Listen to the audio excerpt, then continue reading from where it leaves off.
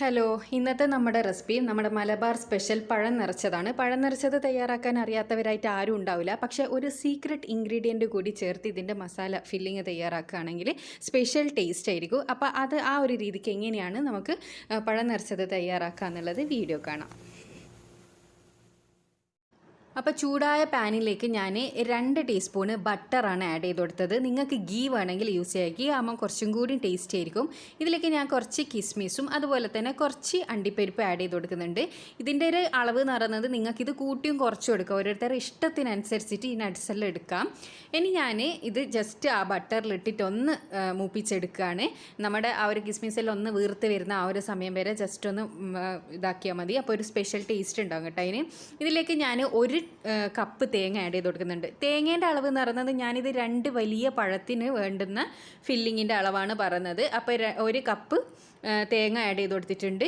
ഇനി ഇത് ബട്ടറിലിട്ടിട്ട് നല്ലോണം ഒന്ന് മിക്സ് ചെയ്തെടുക്കുക. തേങ്ങ നന്നായിട്ട് അങ്ങ് റോസ്റ്റ് ആവേണ്ട ആവശ്യമൊന്നുമില്ല.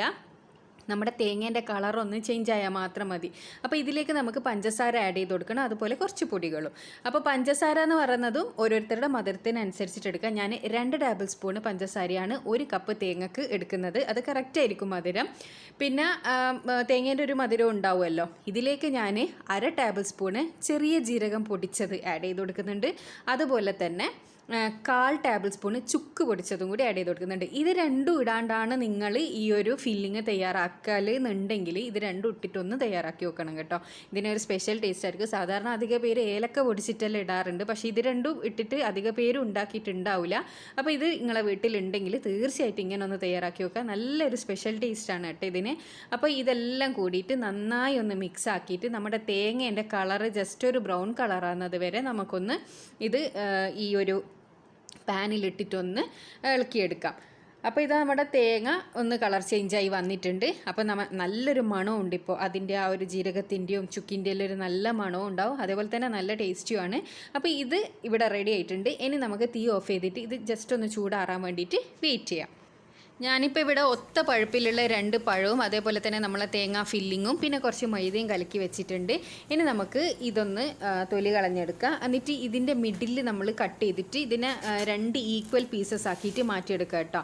അപ്പോൾ 2 പഴം കൊണ്ട് നമുക്ക് 4 എണ്ണം ഉണ്ടാക്കിയെടുക്കാൻ വേണ്ടിയിട്ട് പറ്റും. അപ്പോൾ പഴുപ്പ് അധികം കൂടി പോകാനും പാടില്ല പഴത്തിൻ്റെ. അപ്പോൾ വല്ലാണ്ട് നെയ്യ് കുടിക്കും, അതായത് എണ്ണ കുടിക്കും. അപ്പോൾ മീഡിയം പഴുപ്പിലുള്ള പഴം എടുക്കലാണ് ഏറ്റവും നല്ലത്. അപ്പോൾ ഇതുപോലെ ഇങ്ങനെ മിഡിലൊന്ന് കറക്റ്റ് ഇതിൽ കട്ട് ചെയ്ത് കൊടുക്കുക.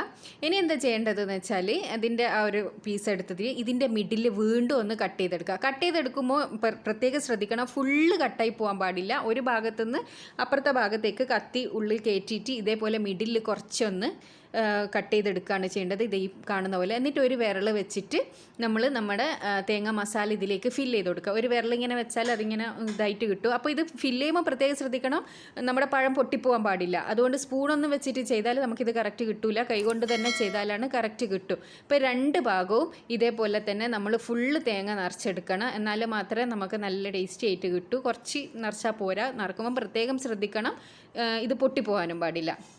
ആ ഒരു രീതിക്ക് വേണം നമ്മൾ തേങ്ങ ഇതിൻ്റെ ഉള്ളിലേക്ക് ഫില്ല് ചെയ്ത് കൊടുക്കുക. അപ്പോൾ 2 ഭാഗത്തും ഞാൻ തേങ്ങ ഫില്ല് ചെയ്തെടുത്തിട്ടുണ്ട്. ഇനി നമുക്ക് ഇതേപോലെ തന്നെ ബാക്കിയുള്ള എല്ലാ പഴവും ചെയ്തെടുക്കണം. ഇതുപോലെ പൊട്ടിപ്പോവാണ്ട് നീറ്റിൽ ചെയ്തെടുക്കുക. ഇതുപോലെ നമുക്ക് എത്ര പഴമാണോ വേണ്ടതെന്ന് വെച്ചാൽ ഇതുപോലെ തന്നെ മിഡിൽ കട്ട് ചെയ്തിട്ട് മെല്ലെ ഒരു വിരൽ കൊണ്ട് ഇങ്ങനെ പിടിച്ചിട്ട് പിന്നെ നമ്മുടെ തേങ്ങ 2 ഭാഗത്തും കൂടിയിട്ട് ആക്കി കൊടുത്തിട്ട് തയ്യാറാക്കി എടുക്കുകയാണ് വേണ്ടത്. അപ്പോൾ നമ്മുടെ പഴം കംപ്ലീറ്റ് ഞാൻ ഫില്ല് ചെയ്തെടുത്തിട്ടുണ്ട്. ഇനി നമുക്ക് നമ്മൾ കലക്കി വെച്ച മൈദ ഇതിൻ്റെ മേലെ ഒന്ന് ഒട്ടിച്ചു കൊടുക്കണം. അതായത് ഇത് തേങ്ങ നമ്മൾ നെയ്യിലിടുന്ന സമയത്ത് നെയ്യിലേക്ക് വീഴാൻ പാടില്ലല്ലോ, അതായത് ഓയിലിലേക്ക് വീഴാൻ പാടില്ലല്ലോ. അപ്പോൾ അതിന് വേണ്ടിയിട്ട് നമ്മൾ ഇതിനൊന്ന് അടച്ചു കൊടുക്കണം. അപ്പോൾ നമ്മൾ മൈദ കലക്കി എടുക്കുമ്പോൾ പ്രത്യേകം ശ്രദ്ധിക്കണം, മൈദപ്പൊടി അധികം ലൂസായി പോകാനും അധികം ടൈറ്റായി പോകാനും പാടില്ല. ഞാൻ ഈ തയ്യാറാക്കി വെച്ച ഈ ഒരു കൺസിസ്റ്റൻസിയിലാണ് നമുക്ക് വേണ്ടത്, അതായത് ഇങ്ങനെ ഒട്ടി നിൽക്കണം. പക്ഷേ ഇത് എല്ലാം ഇതേപോലെ ഒട്ടിച്ച് വെച്ചിട്ട് പ്ലേറ്റിൽ തയ്യാറാക്കി എടുക്കാൻ വേണ്ടി പറ്റില്ല. ഇങ്ങനെ ഓരോന്നും ആക്കിയിട്ട് നമ്മൾ ഓയിലിട്ട് പൊരിച്ചെടുക്കുക, അതേ നടക്കൂ. അപ്പോൾ ഞാൻ നിങ്ങൾക്ക് കാണിച്ചു തരാൻ വേണ്ടിയിട്ട് ഫസ്റ്റ് ഒന്ന് കാണിച്ചു തരുന്നതാണ് ഈ ഒരു ഗ്യാപ്പ് എങ്ങനെയാണ് ഫില്ല് ചെയ്തെടുക്കേണ്ടതെന്നുള്ളത്. 2 ഭാഗത്തും ഇതേപോലെ അതിൻ്റെ ആ ഒരു ഗ്യാപ്പിൽ മൈദപ്പൊടി ഒന്ന് ഇതാക്കിയെടുക്കുക. മൈദയിൽ കുറച്ച് വെള്ളം കലക്കിയെടുത്ത് അത്രയേ ഉള്ളൂ കേട്ടോ ഇത്. അപ്പോൾ ഞാൻ ഇനി ഇത് ഡയറക്റ്റ് ഓയിലിലേക്ക് ഇട്ട് കൊടുക്കുകയാണ്. ബാക്കി നമുക്ക് പൊരിക്കുന്ന സമയത്ത് ചെയ്യാം. അപ്പോൾ ഓയിൽ നല്ലോണം ചൂടായിട്ടുണ്ട്, അതിലേക്ക് ഞാനിപ്പോൾ ഇട്ട് കൊടുക്കുകയാണ്. ഇനി ബാക്കിയുള്ള പഴവും കൂടി നമുക്ക് ഇതേപോലെ ഇട്ട് കൊടുക്കുക കേട്ടോ. ആദ്യം ഒരു ഭാഗത്ത് നമ്മൾ മൈദ ഒട്ടിച്ചു കൊടുത്തിട്ട് ആ ഭാഗം നെയ്യിലേക്ക് ഇട്ട് കൊടുക്കുക, ഓയിലിലേക്ക് ഇട്ട് കൊടുക്കുക. എന്നിട്ട് അതിൻ്റെ മേൽഭാഗത്ത് നമ്മൾ സ്പൂണ് കൊണ്ട് ഇതേപോലെ മൈദപ്പൊടി ഇതുപോലെ ഒന്ന് ഒട്ടിച്ചെടുക്കുകയാണ് ചെയ്യേണ്ടത്. ഇങ്ങനെ ഒട്ടിച്ചെടുത്തിട്ടില്ലെങ്കിൽ നമ്മുടെ പഴം അങ്ങ് ഓയിലിലേക്ക് വീണു പോകും. അതുകൊണ്ടാണ് ഇങ്ങനെ ഒട്ടിച്ചെടുക്കുന്നത്. പിന്നെ എനിക്ക് ഭയങ്കര ഇഷ്ടമാണ് ഈ ഒരു മൈദേൻ്റെ ആ ഒരു സാധനം തിന്നാനും നല്ല ടേസ്റ്റ് ഉണ്ടാവും. എനിക്കത് ഭയങ്കര ഇഷ്ടമാണ് തിന്നാൻ. അപ്പോൾ ഇതുപോലെ ഒന്ന് ഒട്ടിച്ചെടുക്കുക കേട്ടോ. അതിനുശേഷം നമ്മൾ ഫ്ലെയിം മീഡിയത്തിലാക്കി വെക്കണം. നല്ല ചൂടുള്ള എണ്ണയിലേക്ക് ഇട്ടിട്ട് ഫ്ലെയിം മീഡിയത്തിലാക്കി വെക്കണം കേട്ടോ. അത് നമുക്ക് 2 എണ്ണം പൊരിച്ചെടുക്കാം. അപ്പോൾ ഇതിങ്ങനെ റോൾ ചെയ്ത് എടുത്താൽ മതി. കുറേ നേരം ഒരു ഭാഗം വെച്ച് കുറേ നേരം ഒരു ഭാഗം വെച്ച് അങ്ങനെയൊന്നും ചെയ്യേണ്ട ആവശ്യമില്ല. പഴത്തിൻ്റെ കളർ ഒന്ന് ബ്രൗൺ കളറാകുന്ന സമയത്ത് നമുക്കിത് ഓയിൽ നിന്ന് കോരാം. അതേപോലെ നമ്മൾ ആ ഒട്ടിച്ച ആ ഒരു മൈദ ഉണ്ടല്ലോ, അത് ജസ്റ്റ് ഒന്ന് വേവണം, അത്ര മാത്രമേ ഉള്ളൂ. അത് കഴിക്കാൻ നല്ല ടേസ്റ്റാണ്.